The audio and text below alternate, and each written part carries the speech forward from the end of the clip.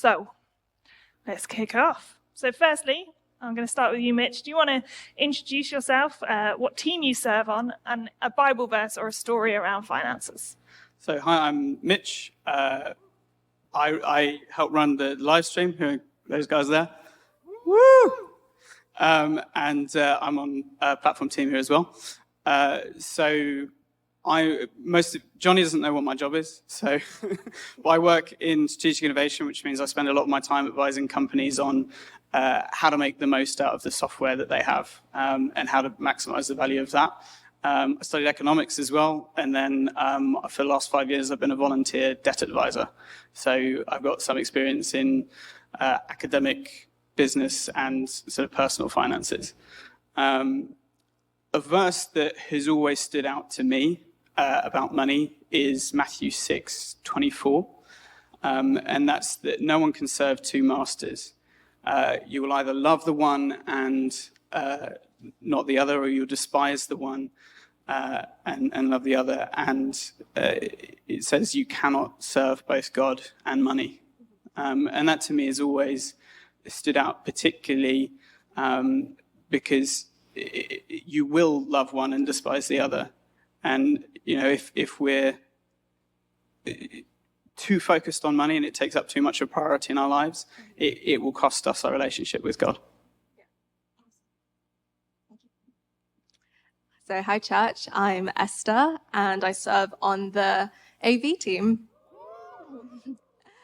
And then for work, I work in the financial tech industry as a software implementation consultant, and I've been doing that for the last coming up to 4 years.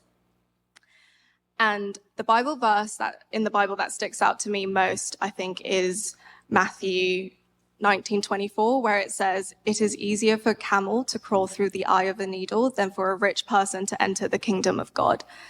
And the way I interpret this verse is that it is not evil to have money. However, when we do have money, it makes it harder for us to depend on God, because we would rely on money on things like financial stability and our health, and it just becomes much harder. And therefore, I think this verse is telling us that the rich man is often so blinded by their own spiritual poverty because they're so focused on their accomplishments and wealth, and that it is as likely for them to be humbled before God as it is for the camel to climb through the eye of the needle. Hey guys, my name's Chig. I've been part of the Liberty Church community for a couple of years now. I serve on the community builders team, so welcoming people, as well as the kids team. I've worked in the investment industry for the last 9 years, so largely doing analysis on banks and brokers. And I guess I don't really have a Bible verse here, but I'm going to share a story because I feel like God always talks to me about my finances through my career. And so this is my favorite personal story on money. So during the first proper job that I got in the city, which was in 2014, I started on a trainee scheme at an asset management firm in London. And at the time I started at that firm, they were paying very, very little, even for London standards. And at the time I was a regular churchgoer, but I can't say that I was a regular tither. So whilst I chuck some change in the collection buckets every now and again, I wasn't doing it on a monthly basis. And during one of the church services that I went to during that time, it was a giving service. And I remember coming away from it and feeling very convicted by God on my giving. And so from that sort of day forward, I decided to commit to tithing. And then something really miraculous happened. So it was on this 12-month scheme, and after the 12 months, they would decide whether to sort of give me a job or not. And in essence, I started to give, and then 3 months later, out of the blue, I was told that I would be rolling off the 12-month training scheme 5 months early, and my salary doubled to the pound, which is incredible. And yeah, I still really think about that. Amazing. Praise God. What an awesome story. Thank you, guys. So Psalm 24:1 says, "The earth is the Lord's and everything in it, the world and all who live in it." So, this verse is talking about God owning it all.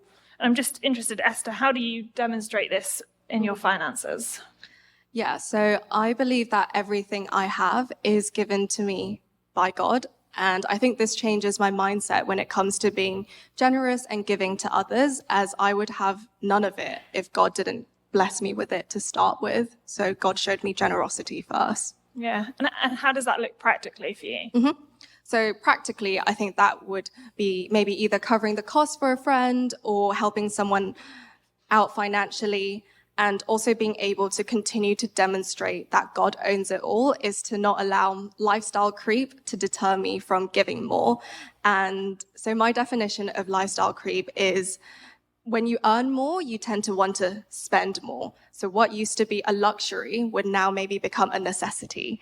And so I would have to continue to remind myself to not focus on the earthly possessions, because if my heart is on the goods, the materials that I want, it would be less likely for me to want to be giving to others. And as John had mentioned in his sermon last week, that God owns everything. So he doesn't actually need our money, but what he values is a cheerful giver.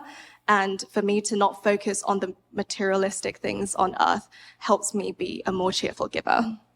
That's great. Thank you.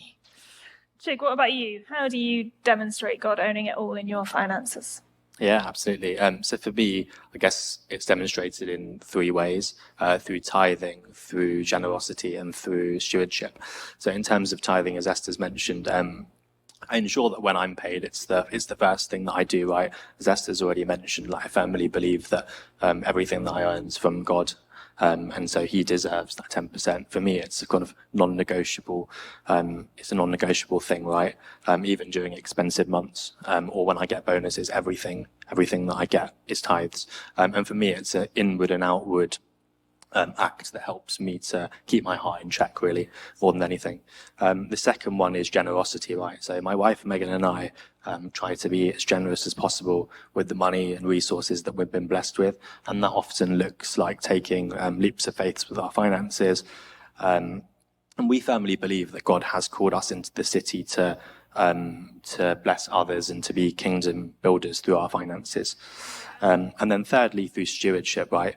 So in recent years, I've learned how to be a much better steward of my resources. And early on, I'd say when I started in the city, I very much had the mentality that I would use every penny that I earn every month. But now I'm much more conscious of things like saving and investing. And I love that the Bible also teaches us about that, right? So in Matthew 25:14-30, I love the parable of the bags of gold. So yeah, God wants us to be good stewards of our money. That's great. Thank you. Esther, just coming back to you for a minute, how would you like to grow in putting God first in your finances? So to be honest, I feel like I'm still on an ongoing journey with this, as I definitely go through phases where I become hyper-focused on how can I make more money? How do I reach the next promotion? And how am I making enough compared to my peers? And I realized during these seasons of my life, I worship money instead of God, because money is now put as my number one instead of putting God there first. And I think relying on these materialistic things to bring me joy and happiness is very temporary. So I think it's to not give in to those non-essential desires so that I can continue giving and putting God first. And I suppose, what would you say to someone who says, well, that's easy for you to say because you've got a stable income, Esther. What about people who don't? No, and that's a great question. And I think I will refer back to what John was saying last week, that God values the percentage we give and not the amount. So no amount is too little for God. And if you spare the little you have, God really looks upon that very favorably. And I think it can be seen in the story of Mark, where the poor widow gave all her 2 copper coins. And Jesus actually used that as a lesson to teach his disciple that this woman had given more than the rich because she demonstrated an act of sacrifice and love. And so don't ever feel like what you're offering to God isn't enough, because it's not the amount that matters, it's what God uses it for. Thank you. Mitch, I'm just going to come to you. Just wondering, have you ever experienced a time where you have tried to increase your resources? What went well and what didn't? Yes, I have. Great. Conveniently enough. Good. So it's like it's planned. Some of you will know that before I went to university, I did discipleship training school. And that was in New Zealand, so it was relatively expensive for me to go, but I felt like it was what God was calling me to go and do. But I didn't have enough money to go, so I got a job, and after about 3 weeks from that, I got fired.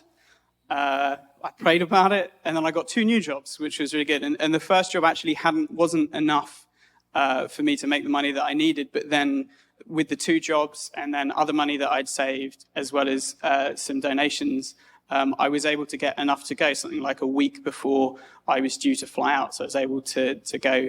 And that was really quite a transformative time in my life. But also when I got there, I discovered that all of the other people that were on the course had really similar stories about how God had provided for them in amazing ways. And something that then taught me more and helped me more on my journey in trusting God for finances was that I met a guy there who didn't have enough money to go past week 4 of the 6-month course.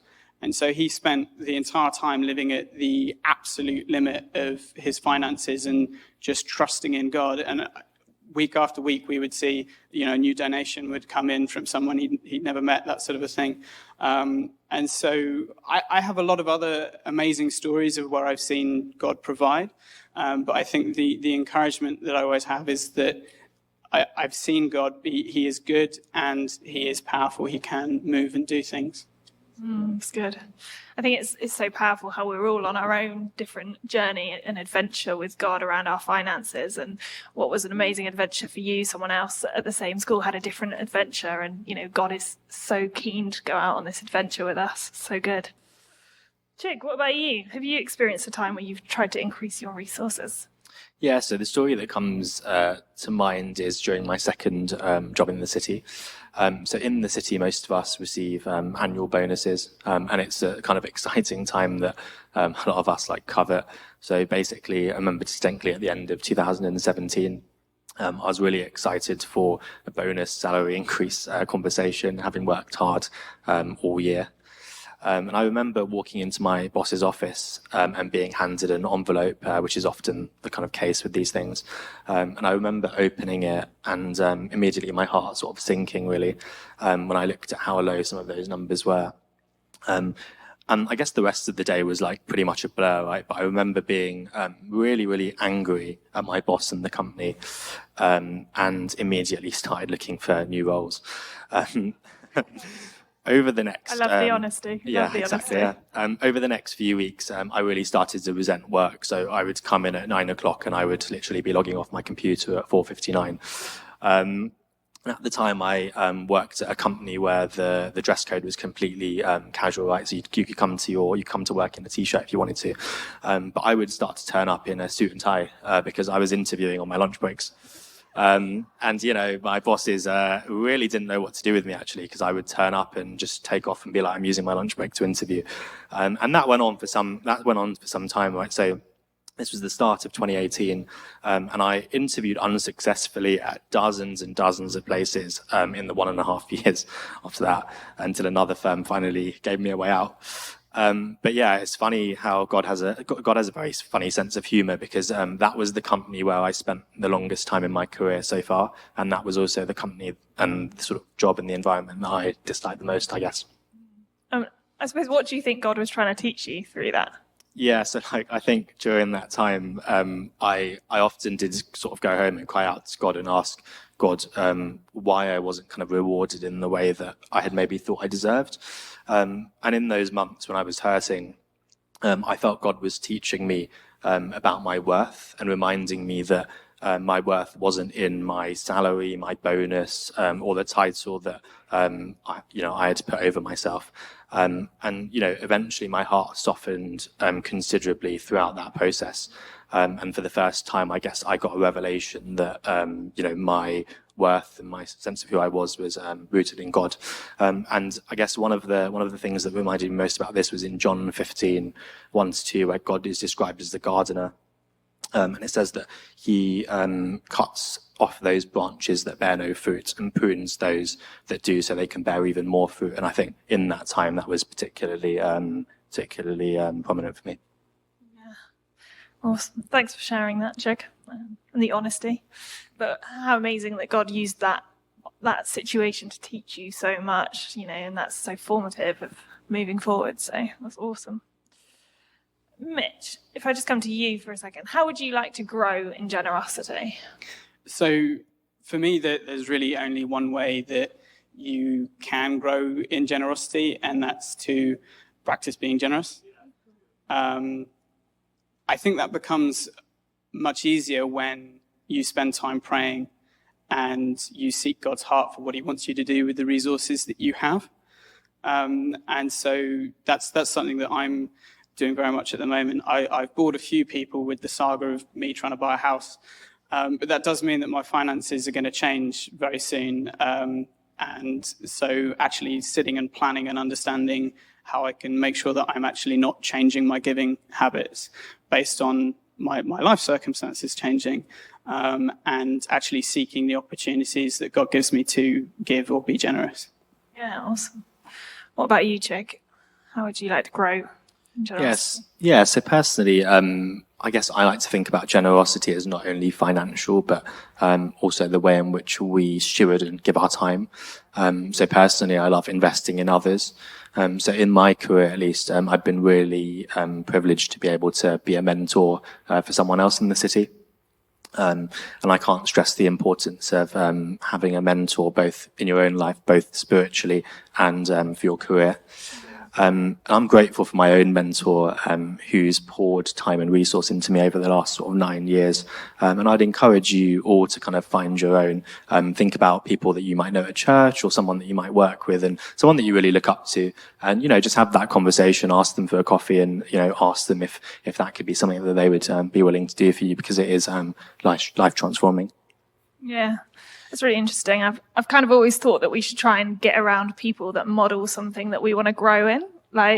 So for example, if you want to grow in evangelism, get around someone who is evangelistic. If you want to grow in prophecy, get around people who are prophetic. If you want to grow in reading the Bible, then get around people who love reading the Bible. And I just wondered, do you think that's the same for generosity? Yeah, absolutely. So I think, like with anything in life, like you already mentioned, Jen, you become what you surround yourself with, right? And I love that sort of cliche, show me your 5 closest friends and I'll show you your future, basically. So if you want to be generous, then get around people that are generous. If you want to be fit, get around people that are fit. And they'll help to inspire you as you see their generosity, their cheerful attitude and their heart in doing it. Yeah, I mean, even just from today, hearing your guys' stories about generosity and finances, I know that I'm already inspired. So it does really work that when you surround yourself around people, you get inspired by their stories and their experiences. So as Christians, we have to live in a balance of living in faith, but living within our means, stewardship, and believing in God to provide for us. And so I'm just interested, Esther, how do you have that balance? Mm-hmm. So I think my own definition of living within my means is sticking to the budget I set myself and also not overindulging. And so I think personally, I've always been very by the book with tithing my 10%, but I also did it so religiously that it became almost a mindless act that I felt like I've fulfilled my part once I've tithed my 10%, and then I would just carry on with life. And I was so specific about not wanting to tithe a percentage more. So I would do one-off givings to church each month just so I could tithe exactly 10% rather than putting a monthly recurring direct debit. And being someone in their 20s who doesn't have kids, I don't have pets, I don't have anyone depending on me. So whatever I make is just for myself. And yet I still choose to not tithe more. And I felt God challenged me because the amount I was tithing wasn't difficult. It wasn't challenging to me. And so I felt God challenged me to tithe an amount that would impact my life, that I would have to sacrifice some parts of my life. And so when I started tithing more, it meant that I had to be more strict on my budget and not give in to those online shopping impulses. I know people know about those. And maybe buying a piece of furniture for my house, I might have to delay that. And so I think what I learned was this was my way of living in faith, that when God calls us to give more in this season is to obey and do that, and just know that if God has called you to do so, he will provide the rest. That's good. What about you, Mitch? How do you balance living in faith and living within your means? So for me, I think we're all called to stewardship.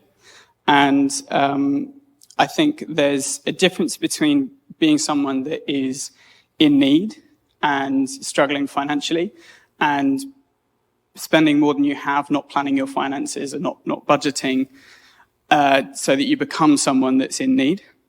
And overspending is not living in faith.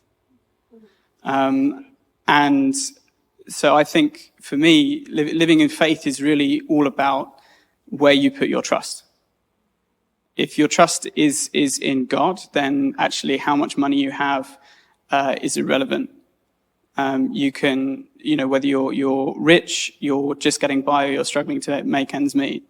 If your trust is in God, then you're living in faith. But yeah, have a budget. That's point number one. Awesome. Point number one, and that's it. Yeah. I was like, are we going to go off into a 7-point? No. That's later. No. Okay. Awesome. Esther, if we just come back to you for a second, I just wonder, what are your top tips for saving for the future? So I would say 2 of my top tips would be to always live 1 level below your income. And this would just allow you to live within your means. And the next one is we shouldn't wait to save money only when we feel like we have more money. And I say this because there's actually a statistic from the National Endowment of Financial Education where around 70% of lottery winners end up declaring bankruptcy. And I think this is a real life example of if we don't learn to save when we have a little, when we have a lot, we won't necessarily know how to save that. And I just want to recognize that in today's economy, it is definitely a privilege to be able to save. And if you are currently not in the position to do so, I think that's completely fine as well. And I would suggest that maybe we shift our focus to not overspending and sticking to the budget we have, because it's so easy to give in to desires to buy things in the moment that we want. And ultimately, it's our future self that's going to suffer that consequence. And one day that future self will become our self of the present. Yes, good. What about you, Chig? What are your top tips for saving for the future? Yeah, so I'd say I've got 3. Start small, be disciplined, and think long term. So start small, right? As humans, we suffer from something called present bias. And that just means that we would rather have a smaller sum of money today than a larger sum of money in the future. Where, as we've kind of moved along in the last 5 or 10 years with social media, where a lot of us are wired for instant gratification. And in preparing for this message, Tasha mentioned this really interesting example that I then went away and Googled. But out there's this this experiment that was done called the marshmallow experiment. It was carried out in the 1960s by a Stanford professor. And the experiment was basically on delayed gratification in children. And the way the experiment went was they brought kids into a room, and they said to the kids that they could have this one marshmallow now, or if the researcher left the room and came back and they hadn't touched the marshmallow, they could have 2 marshmallows. And so really the choice was simple, right? 1 treat now or 2 treats later. And the results were pretty mixed. I think Tasha said that she's done this with her own children, but the results were pretty mixed. Like some kids ate the marshmallow when the researcher was still in the room. Some kids ate the marshmallow as soon as the researcher left. Some didn't touch it. But I thought it was a really interesting experiment, right? Because it really highlights the principle of delayed gratification. And what was really interesting about this study, as the studies are for a lot of universities, is they then followed these children into adulthood and sort of for 30 or 40 years. And the results are pretty astounding. For the children that showed delayed gratification, they found that their SAT scores were higher, they had better social skills, their likelihood of obesity was lower, and there's just a number of factors. So I think the message in this is that delayed gratification doesn't only apply to finances, but it applies to everything else. The second point is be disciplined. The quote that I see at the gym a lot is, which I really love, is suffer the pain of discipline or suffer the pain of regret. So set realistic saving targets each month. And I think, like, to make it easier for yourselves, I know I struggle with this, but get it out of your current account, put it into a savings account, because if it's commingled, you're more likely to use it. And then my third point is think long term. As mentioned before, we like to think very short term, but it's the small acts of saving each month that really add up.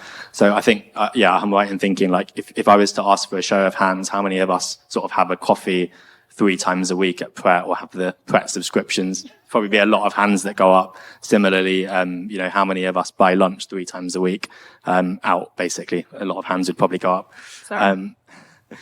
And that's all just to say that if you did just buy 3 coffees a week and you bought lunch out 3 times a week, if you actually add those numbers up over the year, that's something like 1,800 quid a year. It's quite a lot of money. So if you were to save that and invest it, you just have to think about what that could be worth in 10 years, 25 grand.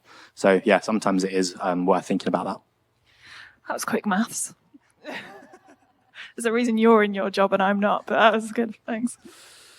Awesome. Thank you. Some really, really useful practical tips there, right? Like helpful things that we can do to sort of save for the future. And I'm going to ask Mitch a question in a second, but I just want to preference it because, I want to be clear that the Bible does not say that being in debt is a sin, okay? Let's just be clear about that. And at different times in our lives, debt is unavoidable.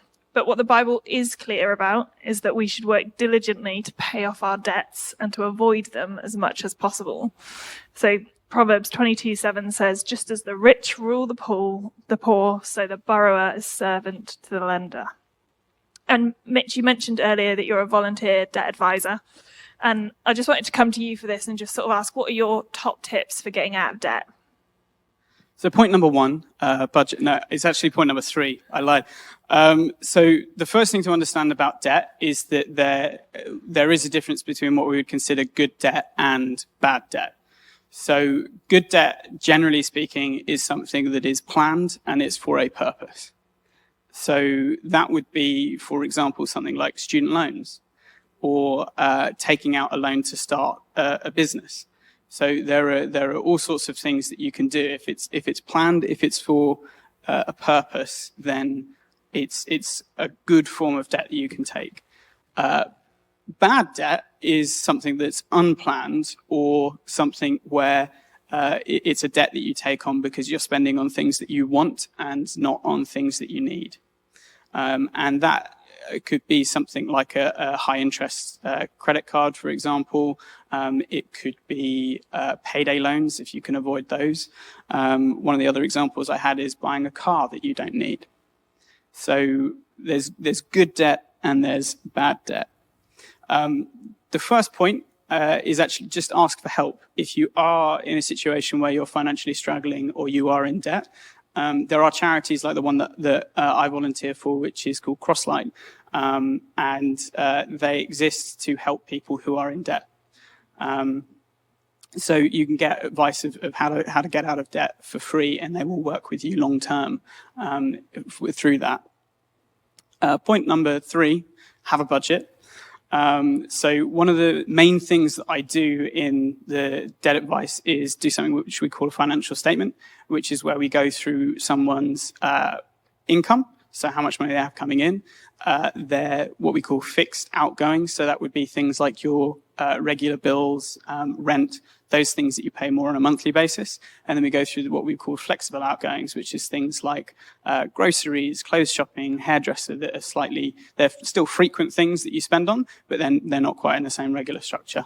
And then once we do that, we go through what debts someone has, what they're owed, who they owe, how much they're expected to pay.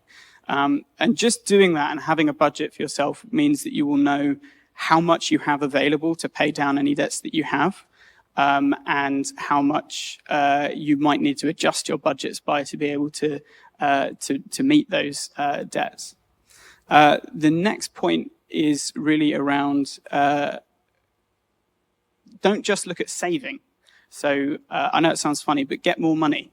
And like, there's obviously it's a fairly obvious thing to think about when you're doing debts, but people tend to focus a lot on how they can save money rather than looking at other sources of income. So we have quite a generous welfare system in the UK, and there are benefits that exist for specific reasons and circumstances. So if you need them, that's what they're there for.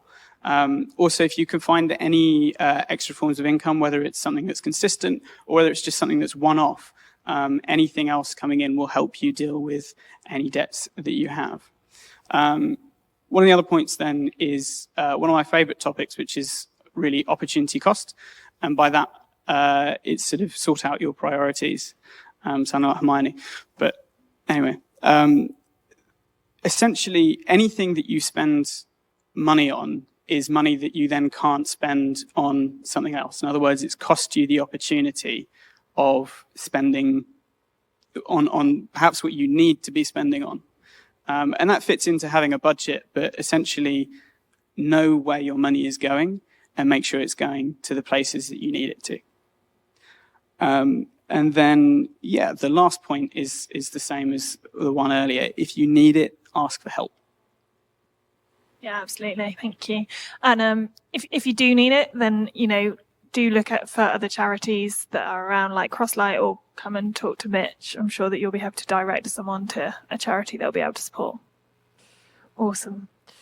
Chig, if I just come to you for a second. So Hebrews 13 verse 5 says, Keep your lives free from the love of money and be content with what you have, because God has said, never will I leave you, never will I forsake you.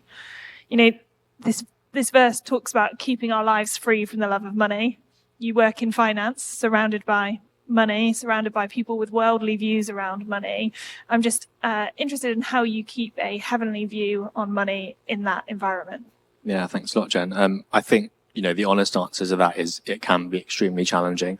Often there's the conversations that I hear that my colleagues having are extremely challenging. At times when a lot of people are making sacrifices around, heating their homes and, what's put on the table for food. I'm hearing conversations about, the next Rolex that someone's going to buy or the new car that they're going to buy. So it can be extremely challenging. I think the author David Ramsey puts it best, and I think this quote really speaks to this generation. We often buy things we don't need with money we don't have to impress people we don't even like. And I think there couldn't be that truth. I mean, it's just unbelievable, like the things that go on. And I think for me anyway, like I try and do this in 4 ways to keep my heart straight. The first is by remembering that I'm only a steward of the money that I earn, and it doesn't ultimately belong to me. Secondly, by remembering that as easily as it's given to me, it could all disappear and be taken away. And that's something that I find extremely humbling.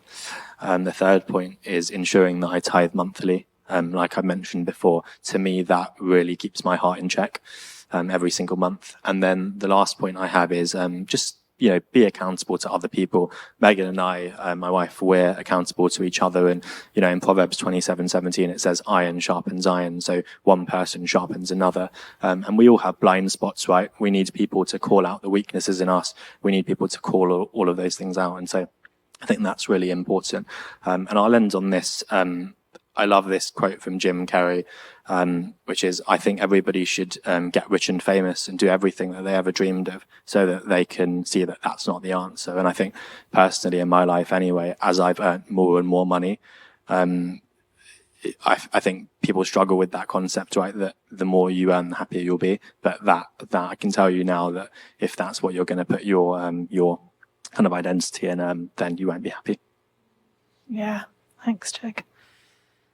God, some of those quotes were good. They hit me. Awesome. Esther, I'm just going to come to you. I just wonder if you can share a time where God has led you to give and what your learning from this was. Mm-hmm.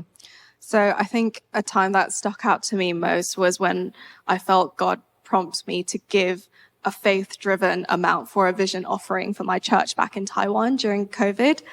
And as I remember sitting in the sermon before they handed out the envelopes for us to put the amount down, I already knew in my heart the amount God wanted me to put down.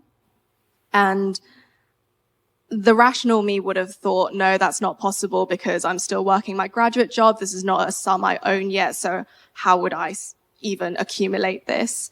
But I also knew that this was God's way of testing my faith and also his way to help me regain confidence in him.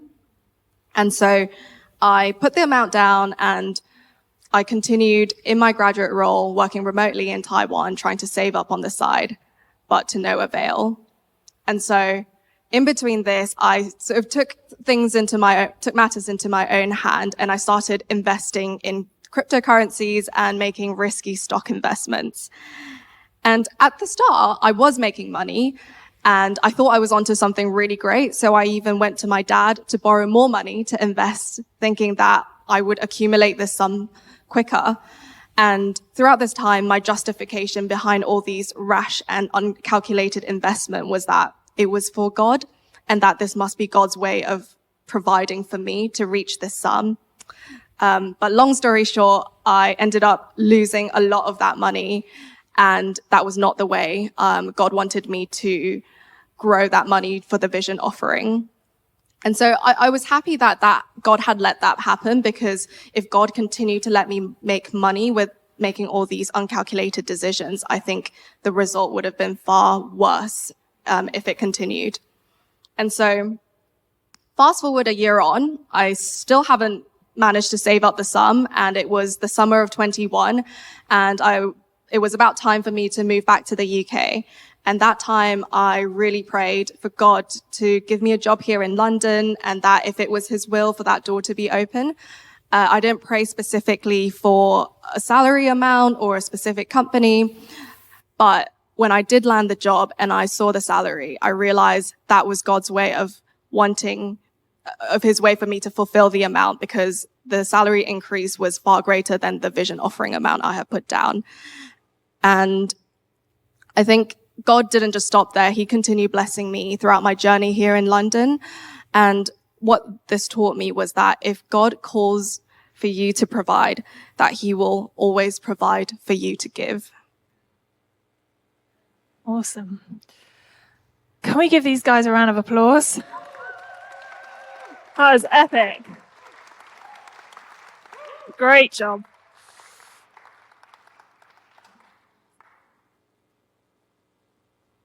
The band up.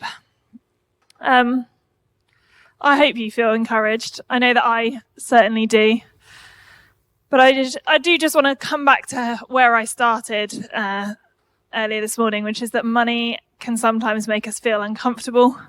It can bring up emotions in us that are really challenging. And so we just want to create an opportunity to stand with you guys in prayer. You know, as Nathan said earlier, we believe that prayer works. And so, you know, we're going to have some of the prayer team over to my left, your right. And maybe the thought of money makes you feel anxious and stressed. And if that's you, then we want to stand with you and pray over you.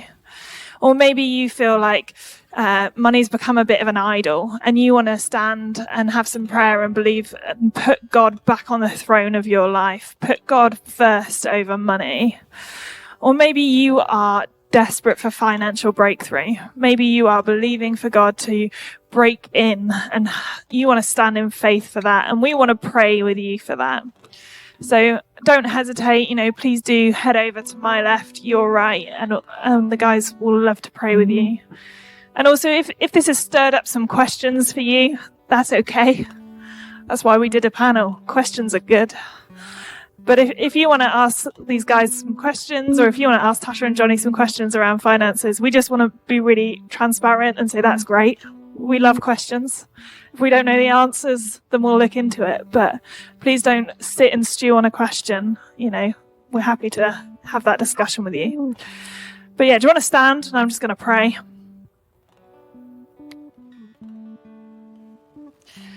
Yeah, Father God, I just thank you for all that you shared through these guys with us this morning, God. And we just pray as a church, we put you first, above all finances, above the anxiety that promotes within us, God. And we declare you as King. We put you on the throne of our lives. Amen.